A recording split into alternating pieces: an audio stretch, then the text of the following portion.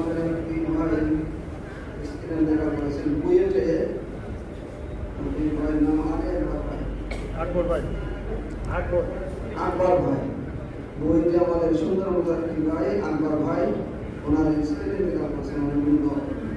আর অনেক ভাইরা দোয়া চেয়েছে, সকলের জন্য দোয়া করবেন। অনেক অসুস্থ আছে, হাসপাতালে আছে, দোয়া চেয়েছে। অনেক ছেলেরা পরীক্ষা দিয়েছে, দোয়া চেয়েছে। সকলের জন্য দোয়া করবেন।